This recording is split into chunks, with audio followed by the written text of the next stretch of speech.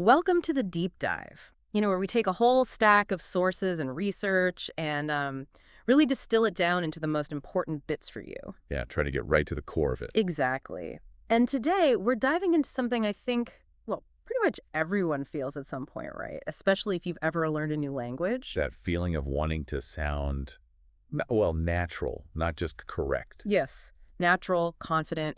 You want to sound less like you're reciting from a phrase book and more like, well, more like yourself, really connecting. It's a common goal. So our deep dive today uses this really interesting guide. It's called Master Everyday English: Essential Communication Skills.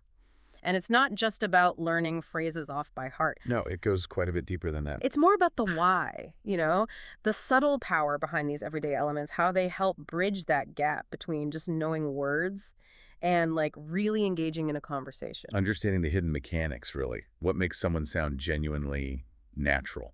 Right. Okay, let's unpack this. And what's so fascinating, I find, is how these tiny linguistic things we barely notice.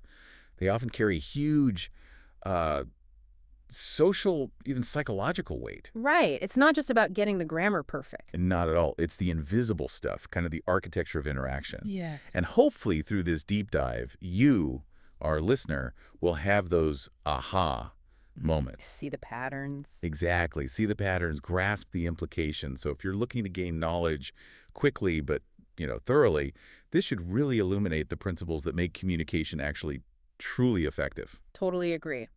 So, okay, thinking about natural conversation, where do we even begin? Our source starts right at the very start. Like the absolute first step. Pretty much, with what it calls warming up your tongue and brain, using simple, almost automatic questions like, "Hi, how are you?" or "How's your day going?" Seems incredibly basic. Things you probably learned in your first English lesson. Yeah, exactly. But the guide suggests there's actually a surprisingly sophisticated role these play. What is that deeper purpose, this sort of linguistic warm-up? That's a great question, because it really is more than just language practice, isn't it? If we step back and look at the bigger picture, it's kind of like social priming. Social priming, meaning getting ready. Yeah, precisely. Think of an athlete stretching before a race. These little exchanges help us ease into the social interaction. They prepare us, physically and mentally, for dialogue. Ah, okay. Less intimidating. Exactly. It's a familiar, low-stakes ritual. It signals, friendly intent and gets both people ready for potentially more complex stuff later on. It's fundamental for comfort. Like a verbal handshake. That's a perfect way to put it. A Yeah. linguistic handshake, building that initial rapport before you dive deeper. Right, okay, like we're aligning our social gears before we take off. That makes a lot of sense. And the source doesn't just stop at, "Hi, how are you?" does it? No, it moves on quickly. It digs into how we use a whole range of greetings, way beyond just hello. It talks about things like, "Hey there, what's up? How's it going?" And one that always brings a smile, "Long time no see." All very common, yeah. But they're obviously different. What specific nuances do they carry that plain old hello doesn't? And why does that difference matter? Well, a key insight here is that these aren't just interchangeable ways to say hello. They actively manage social distance and express different levels of familiarity. Oh, okay. So it's strategic. Very much so. Hey there. Or, what's up? They're instantly casual, informal, good for friends, or just quick passing moments. How's it going? Is maybe a little more open. It invites a slightly more thoughtful, though still probably brief, response. Right. But then you get long time no see. That phrase is really interesting. It kind of instantly collapses the time that's passed and cuts through formality by pointing to a shared history. Yeah, it definitely does that. You feel that connection immediately. Exactly. It's a social shortcut to rebuilding that closeness. Creates a feeling of warmth and belonging that a simple hello just can't replicate. So choosing the right opening isn't just polite, it strategically sets the emotional tone for the whole interaction. Wow. So it's not just about saying hi, it's about signaling the relationship right away. That's powerful. Okay. So you've warmed up, you've kicked your greeting. What's next? Small talk. The guide moves right into something that I think a lot of learners and maybe even some native speakers find a bit, awkward sometimes. Definitely. The necessary evil. Maybe. The source is really strong on this. It says small talk is very important. But I often wonder, is it always necessary? Especially if you want to get to the real conversation. That feeling is understandable, wanting to get to the substance. But the thing about small talk is, it's not trivial filler. Not really. Okay. In the grand scheme of communication, it's this vital social lubricant. Linguists even have a term for it, phatic communion. Communion. Okay, sounds technical. It just means its main job isn't actually sharing information. It's about creating and maintaining social bonds, signaling you're friendly and approachable, and sort of testing the waters. Testing the waters. How so? Well, you see how responsive the other person is, what topics seem safe. It helps you build rapport gently before diving into potentially heavier subjects. Or sometimes it's just about enjoying a brief, pleasant moment. Right. So mastering it is actually super important for sounding natural because it shows you get the unspoken rules of how people connect. It's like the connective tissue. You usually skip it at your own risk, socially speaking. Connective tissue. I like that. Much better than filler. And the source gives some classic examples, doesn't it? Real go-to starters. It does. Things like, nice weather today, isn't it? Or, have you seen any good movies lately? Even just, how was your weekend? Yeah, the standards. They might seem a bit bland, but they work, right? They absolutely work, and that's their strength. They're safe, open-ended ways to connect. They don't put anyone on the spot or demand a deep answer. Right, low pressure. Exactly. They let both people ease in. Maybe it leads somewhere deeper, maybe it doesn't, but it opens the door. Think about networking events or just bumping into someone while traveling. Yeah. Having those easy starters is invaluable. It shows you're open, approachable. It's like a social safety net, really. Okay, building that bridge, even if it's a small one. Got it. So once we're past the greetings and the small talk, maybe the conversation deepens a bit. Our guide then shifts to something really empowering. Finding your voice. Specifically, expressing opinions clearly. It gives concrete phrases like, in my opinion, from my point of view. Maybe I'd say that. Yeah. Or just the straightforward, I think. Yeah, a whole toolkit. But why have so many ways just to say, I think? What's the value there? It's fascinating, actually. They might seem similar, but each one offers a slightly different strategic edge. Yeah. It's not just about sounding varied. It's about choosing the right level of, say, assertiveness or maybe politeness for that specific moment. Dialing it up or down? Exactly. In my opinion, or from my point of view, can sound a bit more formal, considered. It can also soften the statement slightly, making room for others to disagree without feeling shut down. Right. Less confrontational, maybe? Could be. I'd say that. Yeah. Often feels a bit softer, more conversational, maybe even a touch speculative, whereas I think is pretty direct. Okay. So having these options empowers you. You can contribute your ideas thoughtfully, confidently, but also with the right amount of social awareness for the situation. It helps you really participate, not just listen. That nuance between being assertive and being polite, maybe even hedging a bit, that's really key, isn't it? The source uses a great example, very relevant for us. In my opinion, podcasts are the best way to learn English. A sentiment many listeners might share. I think so too. But say you were discussing this, how could you tweak that phrasing to sound maybe a bit more open to other methods while still holding your view? That's a perfect test case. So, in my opinion, is pretty clear.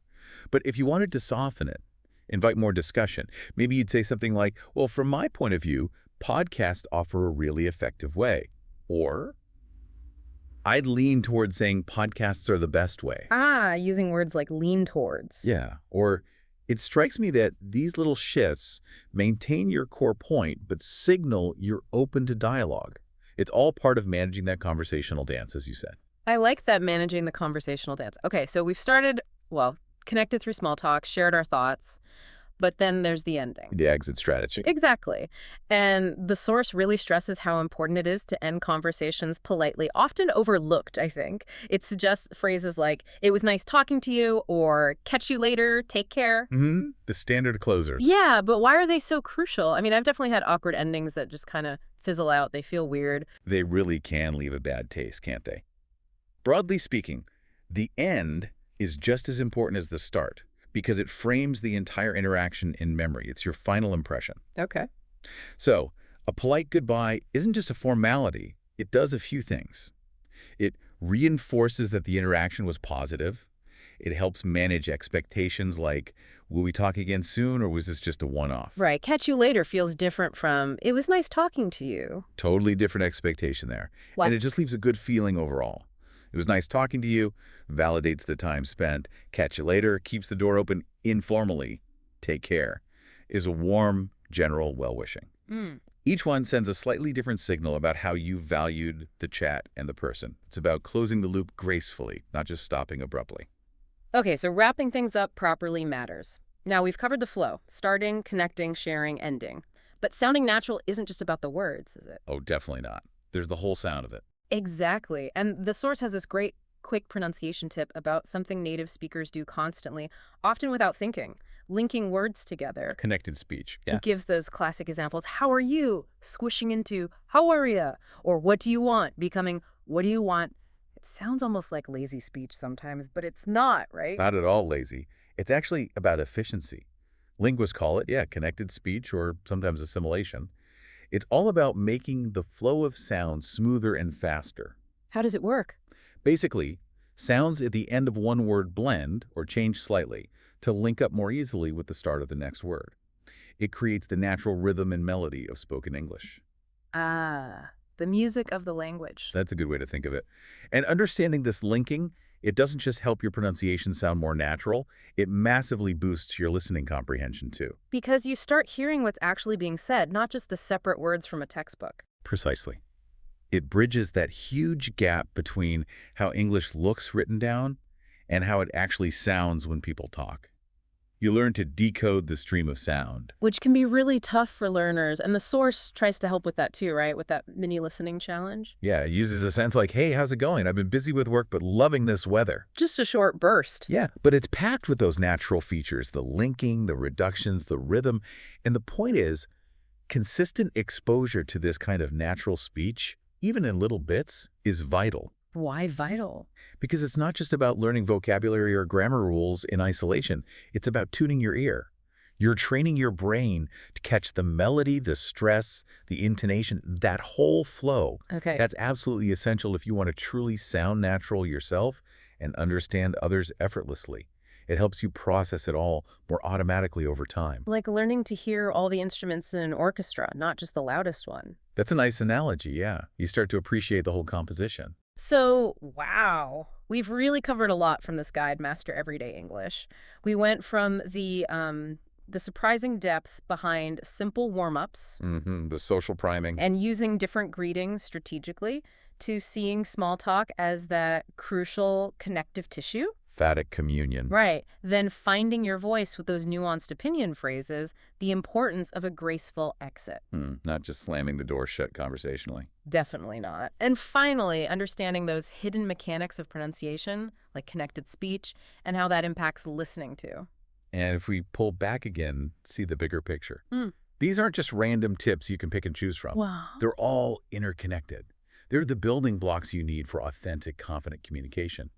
And understanding the why behind them, the social reasons, the psychological effects, the phonetic logic, that's the real key. That's the shortcut. That's the shortcut to being genuinely well-informed and effective. Yeah. Yes. It empowers you to navigate conversations with more ease, more connection. Makes total sense.